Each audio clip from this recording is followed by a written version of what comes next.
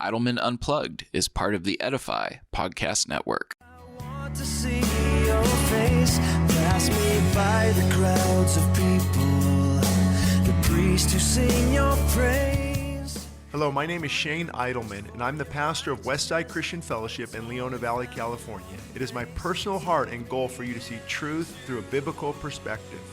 I hope that you enjoy this segment of Idleman Unplugged.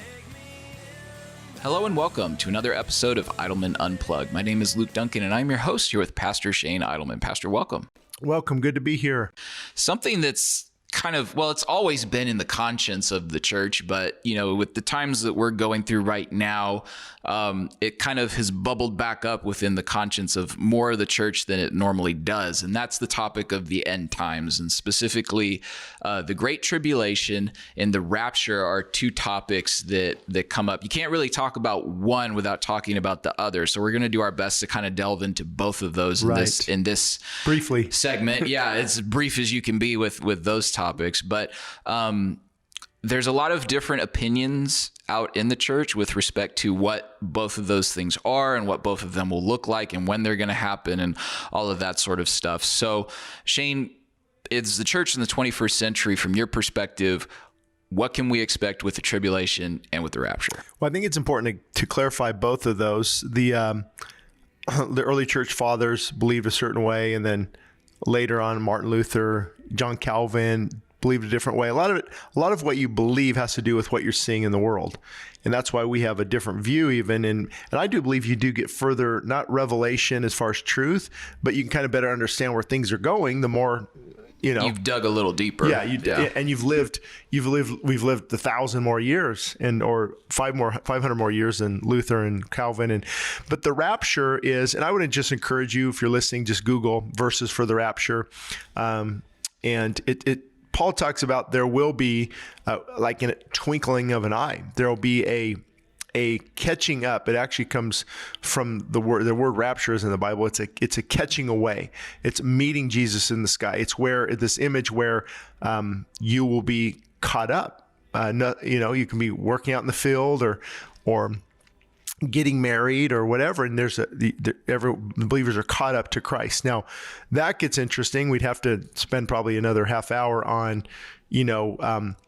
many believe, and I'm kind of, I kind of straddle the fence here a little bit because, the rapture, that's different than his second coming, or some people see it as one event, because when he comes again, saints come up, that's his second coming, that's boom, that's done.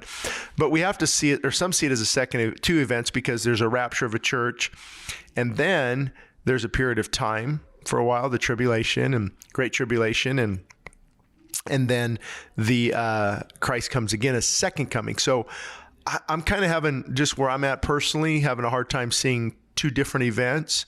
I know, like Michael Brown will teach that we go through the tribulation. Others say we're out of here before the tribulation. Others say there's no tribulation, that Revelation was fulfilled, or it's allegory, the reason is this, and I'll just shoot our listeners straight. I've listened to Dr. David Jeremiah for many years, Chuck Smith, Jack Hibbs, and so many great Bible teachers, John MacArthur. And, there are different views because the Bible is not crystal clear. For me, and I've read it dozens of times, the 7 weeks in Daniel, and how they say, 1 week is still to come, and this means this, and this means this. There's a lot of, guessing's not the right word. Assumptions, filling in the blanks, like, well, this could happen, and so it's not like boom, boom, boom, boom, boom, here's what's going to happen. You have to take this, and it was Daniel, when he talked about, the part there where the fulfillment of where Jesus, and then he switched and it says, and he will make a covenant, and he will, and then they make that he become the Antichrist, but the context is Jesus taking away the sin. So it's hard for me to really hold on to tightly to one eschatological view, if I pronounce that right, because it's kind of, I don't want to use the word confusing, but I want to encourage a listener that it's not real clear. Yeah, it's ambiguous. There's some things in Scripture where you do know this: He's coming again, like a thief in the night. Are you ready? Don't be drunken and weighed down with the cares of this world, and that day come upon you unexpectedly. So we're supposed to live with his return. There will be where I believe the church will be caught up. There's a going to meet Christ. Now, the tribulation, though, and you go to Revelation, the imagery, the wording is intense. I mean, it does not get more intense than that. Like the sting of a scorpion, but you will not die. Men will seek death and they will not be able to find it. And 1/3 of the earth. And it's just like apocalypse. It's massive. It's incredible. Now, again, some say, it's kind of allegory, this battle with the church. And when I read it, it seems, obviously some is imagery. The devil is not going to be bound to a literal, 1/2 inch chain that's 1,000 miles long. I mean, it's just, so there's some things in there, the harlot that rides the whore of Babylon, and it's the world system. And so it's hard because you have to read a lot of practical application as far as also literal. There's literal, but then the woman who's the enemy's after her, and this flood of water comes rushing in and saves her, and then 1/3 of the stars fall, and then that's when Satan brought 1/3 of the angels down. Well, it doesn't really say that. I mean, I'm not opposed to that view, but it doesn't really say exactly that's what happened. So it's just, I know you're chomping at the bit too to say some things. That's okay. But it's there's so much to say because yeah. But to answer the question is, there will be a catching away. And I see people that get too caught up in it actually get too caught up in it. Years ago, people would sell all their things. They would think it's coming right away. There's many a lot of cult groups have abused that. A lot of failed prophecies. A lot of people are so dogmatic that they'll argue with you. You'll be amazed at how many negative emails I get just about what I just said, because I don't gravitate to their exact view.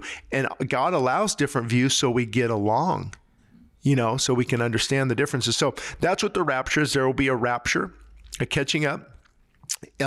With a tribulation, I don't see how, I believe that God delivers his people away from his wrath. His wrath is not poured out on his church. So I don't really see how the church would be here when the wrath of God is poured out.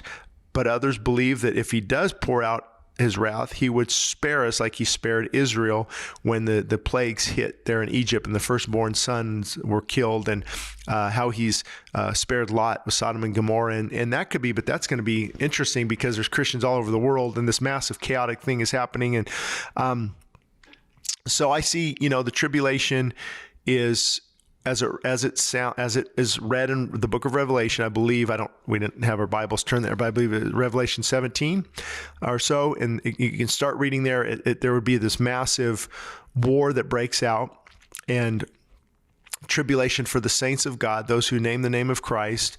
And we have to prepare for tribulation. Now, but the great tribulation where God pours out his wrath. So see, you do see you see the tribulation of the Antichrist, you see persecution, but you see when all hell breaks loose and God begins to judge his enemies. And I don't think we'll be here for that. But the bottom line is, are you ready? Are you ready for his return? These things should not, worry you. I mean, I don't want to go through the tribulation either, or my kids. And so, but we're not supposed to focus on fear and doubt and worry. We're supposed to focus on who God is, and his sovereignty is our sanity. But those are the two events. I think they're literal events, and there will be definitely some tribulation before Christ returns. Yeah, absolutely. I think the mark in the sand with respect to this is the thing that we don't give up with respect to what kind of defines orthodoxy with respect to end times, is those who deny the resurrection. So I think that that's the thing where if you're having debates, if you have people that deny the resurrection and say like, you hear coming out of liberal schools of theology, these ideas about the resurrection being this type of kind of self-actualization, or, this new agey type stuff that people talk about is like, this is what Jesus meant when he talked about the resurrection. that's not what the Bible says about the resurrection. So when you have people that deny the resurrection, I would consider that to be the line in the sand where, okay, now we're outside of orthodoxy with respect to our eschatology and our end times and what to expect. But if we're having discussions short of that, it's stuff that we have to consider interfamily dialogue and interfamily discussion within the church, and we have to be sensitive towards what, obviously, that if you have a certain view of the end times and the rapture and stuff, that can have a functional effect. I guess it could be pretty hard. It could be difficult to do organized ministry with between people that have a premillennial position versus a postmillennial position. It's just, different methods of evangelism, sort of thing. And I think functionally that could be a little bit difficult, but as in terms of true fellowship within the body of Christ, we have to recognize that there will be premillennialists and pre-tribbers and post-tribbers and amillers and post-millers and all that within. How would you sum up pre-tribulation just for the listener in one sentence? Well, I guess something will happen before the millennial reign of Christ. That you have the three great, the three predominant views of the end times, the eschaton, the Greek word for last things, is with respect to the millennium mentioned in Revelation 20. So that's kind of used as the linchpin event to define where and when things are going to happen. So you have a premillennial position, you have an amillennial position, and you have a postmillennial position. And so the premillennial position states that there will be a return of Christ before the millennial reign. That return of Christ will usher in the millennial reign on the earth, where the kingdom is established, and then you will have the eternal state that follows that millennial reign after Satan's judgment, after his chain is broken and he's loosed and all that stuff. You have the postmillennial position, which is kind of the opposite of that. So they see the millennial reign as coming before the return of Christ. And then when they see the return of Christ, it's not a thing that's separate from his coming as the second advent to judge the world, but that they would see that as the same thing. And the nature of that position also would see the millennium as being still a time reference, a chronological reference, but they would see the millennium as not a literal 1,000-year period, but they would see it as a period that is where 1,000 is used in places like it was used in the Old Testament, where it's kind of an synonym for infinity or infinitude or boundless, So it's basically, they would say it's this boundless time where the church is growing on the earth. Like all 7 times, other times that 1,000 years was used, it's never literal. Right. It's euphemistic. Yeah. So you have to consider that too. And then the amillennial position, which is the prefix in Greek, which just negates. So basically it means no millennium, but that's not really, even though that's the term that's come to pass, that's not really a proper understanding of it, because people that take that position still believe in a millennial reign of Christ. But they disagree about the nature of it. It's very similar to postmillennialism in that they see Christ coming at the end of that, but they would not consider it to be earthly as in physical. Yeah. So postmillennials tend to have, there are even some radical parts of postmillennialism that talk about the advancement of the kingdom in government and in business. And it's this very kind of carnal expansion of the church and God's kingdom on the earth. Whereas the amillennial position would say that Christ is ruling and reigning on the earth, but he's doing so through the hearts and minds of his people. Amillennial would say we're actually in there now. Correct. Yeah. They would call it the church age, just like the postmillennial position would. They would call it the church age too, but they would slightly different natures as far as like how physical it is, right, and things like that, how real, quote unquote, it is on the earth and stuff like that. And the reason the millennial is kind of a big deal is because so many fulfillments of prophecy still need to take place where Jesus ruling and reigning. And my thought has always been, why would it stop at 1,000 years? I mean, it's his reigns forever. There's interesting questions you can ask. And the devil's bound up, but then released again to cause havoc for a short time. And Oh my Lord. Right. So, yeah. So it's, it gets complicated. I tend to lean towards the position that Revelation 20 is talking about the church age. I'm hesitant to put a real firm stake in the ground on with respect to what portion of it. Yeah. Yeah. But I do think that as I've read Revelation, I tend to lean towards a historical fulfillment with respect to the judgment of Jerusalem and the conclusion of the Jewish age in 70, and then Revelation 20 being the transition through the church age that ushers into the eternal state in Revelation 21 and 22, and Matthew 24 being kind of the parallel where Jesus is prophesying the end of the Jewish age and the judgment that comes upon the Jewish age that ushers in the church age to come. So that's not to be confused with the eternal state. But I realize that in saying that there's a lot of people, even within this body in my home church here at Westside, they'll have different opinions than me that I love dearly, that I will die for, that, so it's like, because nothing's crystal clear. Right. Yeah. And it's like, you have to follow, you have as much as you have to take your own assumptions in submission to what the word says, you also have to you also have to, you can only apply the word as best as you understand it. And if it's leading you towards a certain position, that's where your conviction is. And what the more else you study history, and like you mentioned 70 AD, when Titus conquered Jerusalem, I don't think a lot of people realize the magnitude of that, because Jesus said, when he said, this generation, this blood will be required from righteous, the righteous prophet to this other prophet that were killed here in the temple, on the front of the temple steps here, their blood is going to be required of this generation. This pronunciation against the Pharisees and the Sadducees on AD 70, it was conquered. They lost their whole Jerusalem. 1 million people were slaughtered. It was terrible, and you can see that. But would you say then that some of Revelation, those writing to those churches in the first 3 chapters, were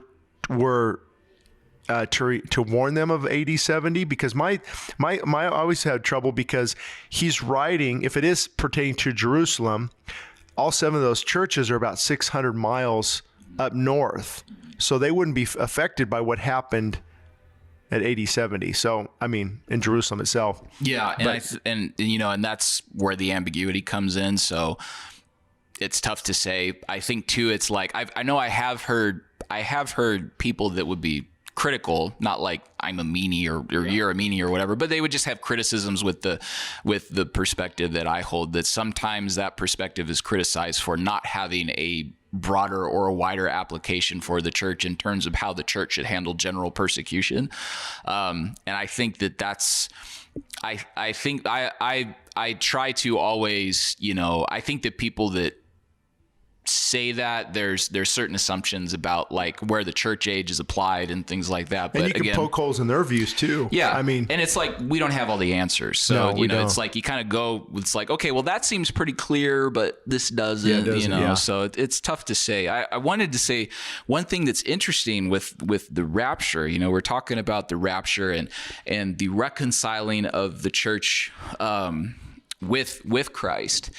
The word that Paul uses to describe Christ's coming in Thessalonians is parousia, and Jesus uses that word in Matthew 24 to describe his coming and everything. And that word actually has an ancient Roman context. It was used within pagan literature to describe a specific occurrence of when, usually used of Caesar, whenever the Caesar would return to Rome, or if he would pay a visit to a major metropolis. We'd have this big event. The army would camp outside of the city, about a mile outside of the city, and then there would be an envoy sent into the city to announce the coming of Caesar, the Lord of the Romans, if you want to think of it that way. And then the city would they'd prepare a big festival, and then when the festival was ready, there would actually be, along with the envoy who would return to the army, there would be a procession that would be sent out to accompany Caesar and the army back into the city. And so when you see with like what, the language too of Christ, of meeting Christ in the clouds, meeting him in the air and stuff. And you think about what the prophecies that Jesus fulfilled when he says, you will see the Son of Man coming on the clouds of glory. And he said that to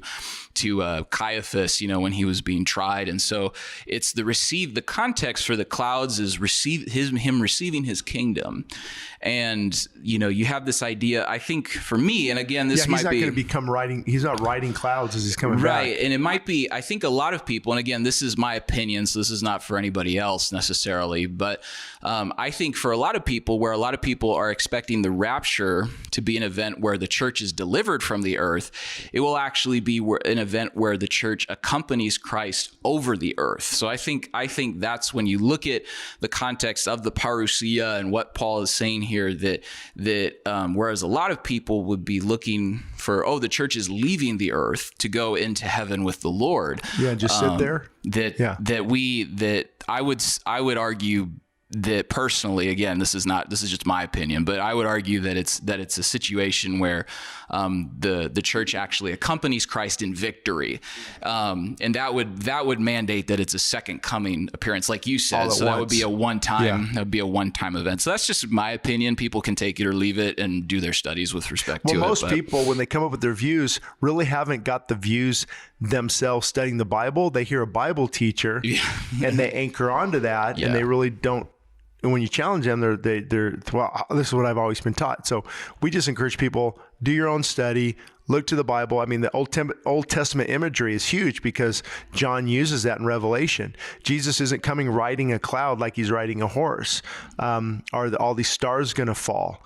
Or is that a sign of judgment? I mean, there's a lot of imagery. If you tie it in with the Old Testament, it does make a lot more sense. So next time we'll hit another important topic. That's right. And if you enjoyed listening to this topic today, please send us your ideas and topics that we can use on future episodes of Idleman Unplugged. You can get a hold of us at westsidechristianfellowship.org or shaneidleman.com. Again, my name is Luke Duncan, and I'm your host here with Pastor Shane Idleman. Thank you for listening to this episode of Idleman Unplugged.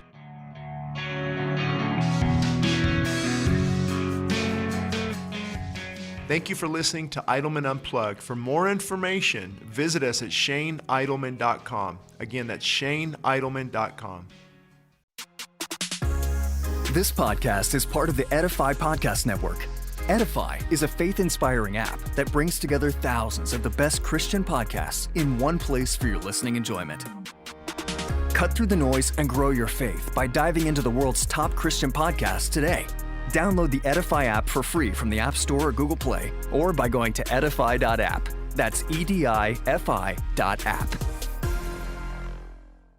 El Paseo Publications proudly supports the Westside Christian Fellowship Radio Network. We are committed to quality in Christian publication. Free ebooks can be found at westsidechristianfellowship.org under free ebooks. Books such as What Works for Men and What Works for Young Adults will help readers understand that the obstacles ahead are never greater than God's power to take you through. Books such as What Works When Diets Don't and Feasting and Fasting demonstrate how health can be achieved from a biblical perspective. Other free books such as Answers for a Confused Church and Desperate for More of God show the importance of fully surrendering our lives to Christ. And One Nation Above God is a must-read for anyone concerned about the direction of America. Again, free downloads of these ebooks are available at westsidechristianfellowship.org. We are happy about partnering with the Westside Christian Fellowship Radio Network.